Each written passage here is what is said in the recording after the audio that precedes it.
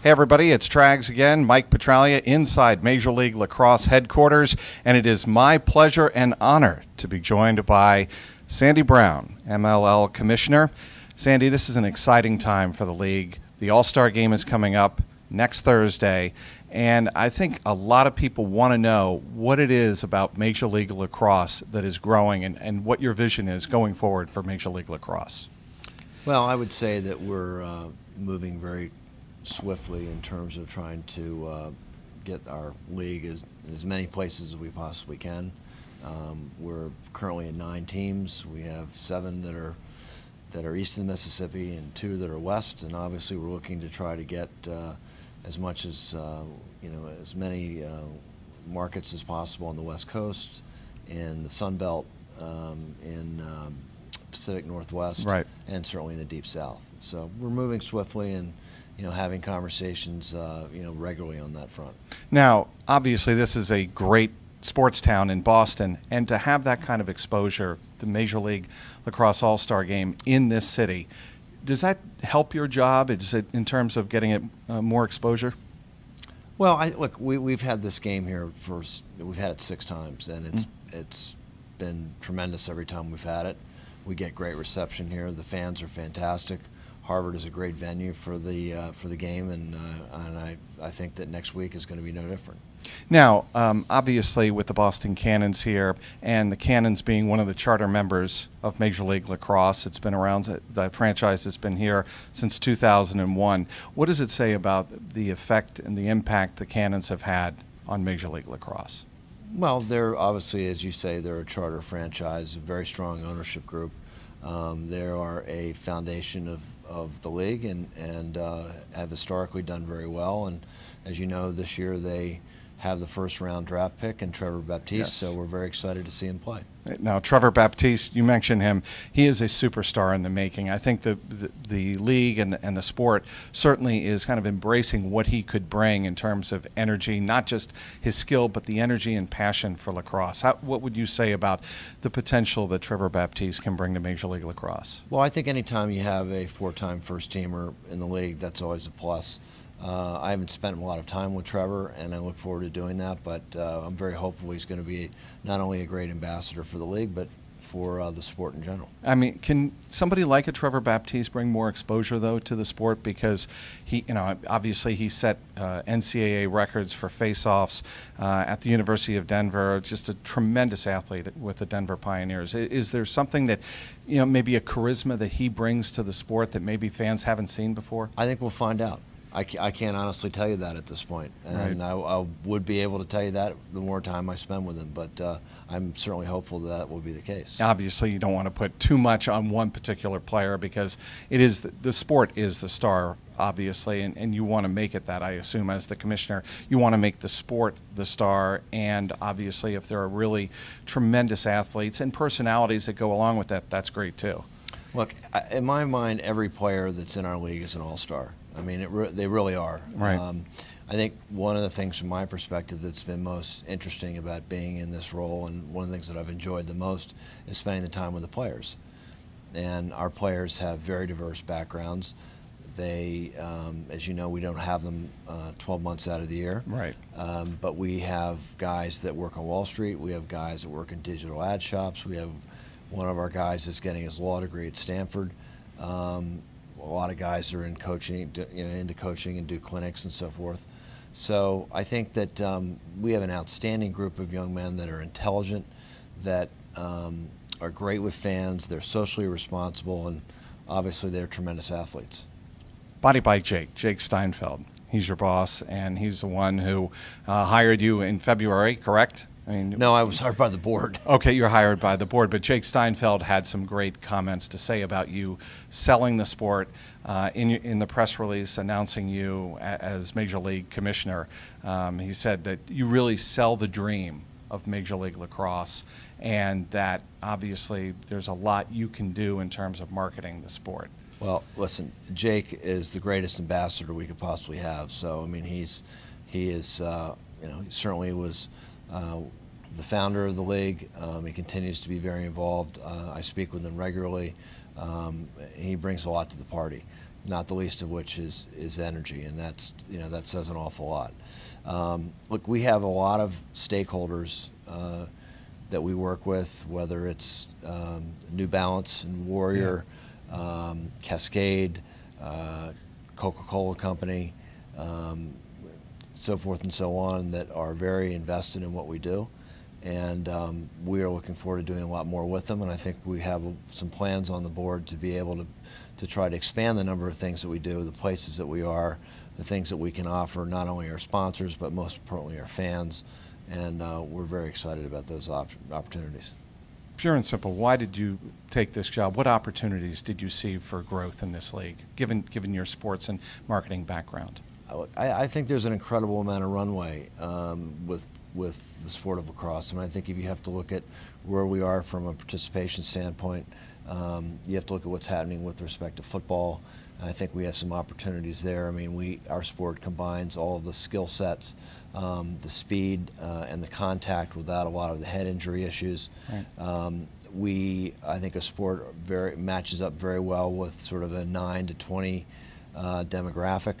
And certainly from the standpoint of creating content, which is something that we are doing now and we're going to be doing a lot more of going forward, in terms of creating specific content that this demographic will access on their phones and on the platforms, the social platforms such as YouTube, such as Snapchat, such as Instagram, and and obviously various forms that ultimately will obviously engender consumption. I'm glad you brought up the demographic 9 to 20, because it's my sense that this sport has really exploded on the high school scene. Many, many more high schools are investing in Major League Lacrosse, in terms of the lacrosse, the sport itself, I mean, across the country. And I think it's a sport that's growing at a younger level. Certainly there are youth leagues, have been for years, but it seems like that is expanding and growing. And it seems like the excitement is really there to tap into.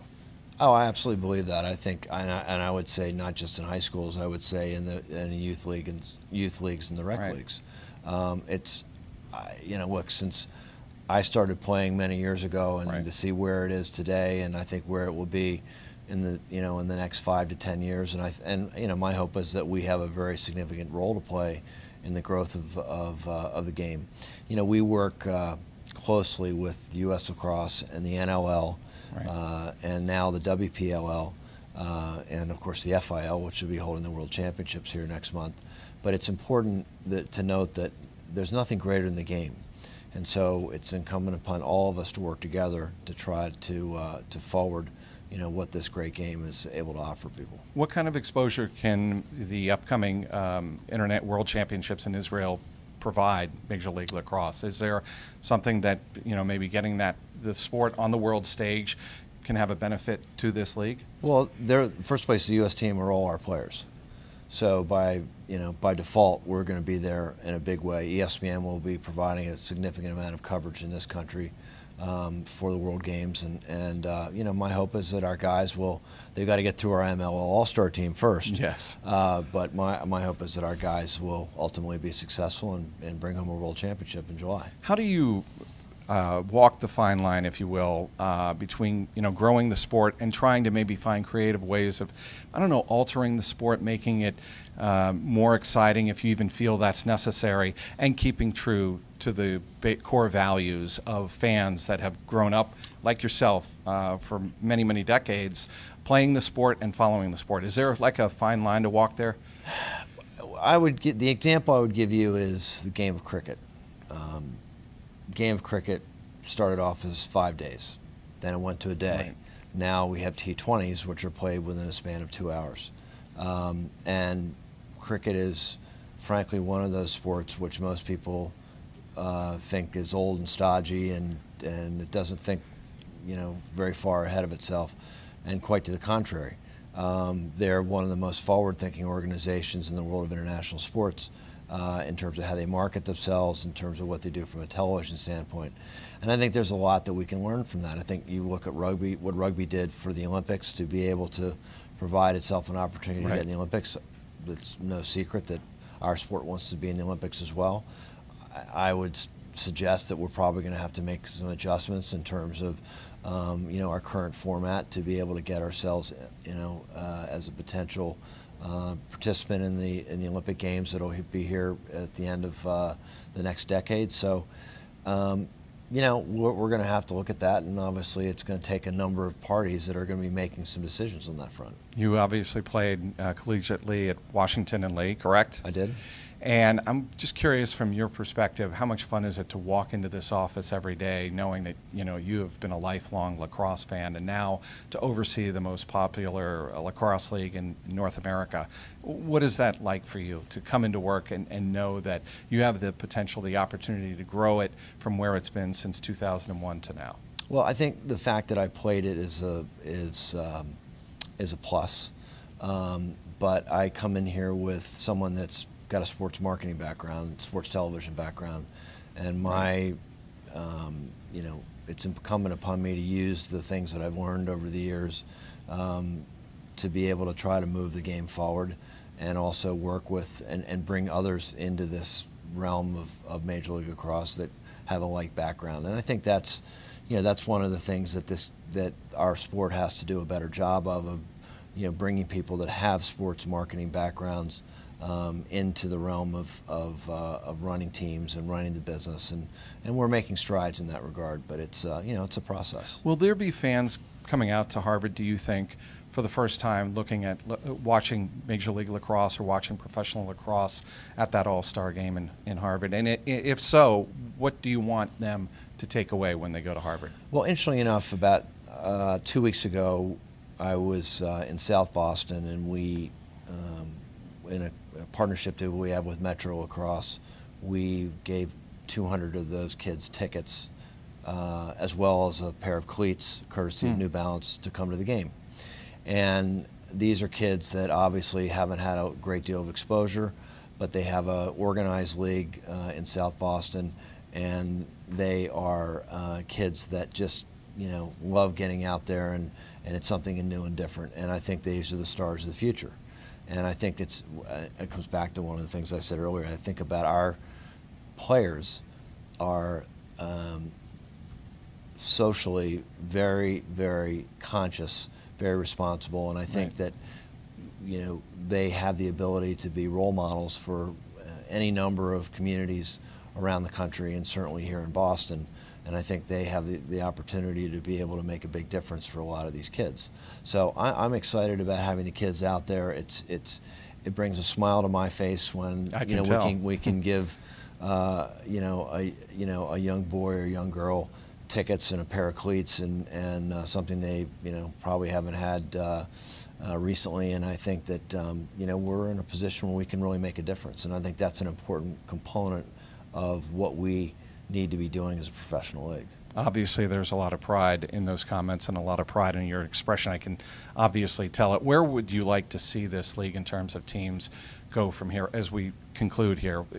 Where would you like to see it go from 9 teams? Do you have a game plan or a vision for it expanding quickly, rapidly, or more moderately, slowly, or do you like where it is right now? No, I think we do need to increase the number of teams because of the fact that we need to increase the amount of product that we have. I mean, right now we're a 4-month-a-year league. We need to be a 12-month-a-year league.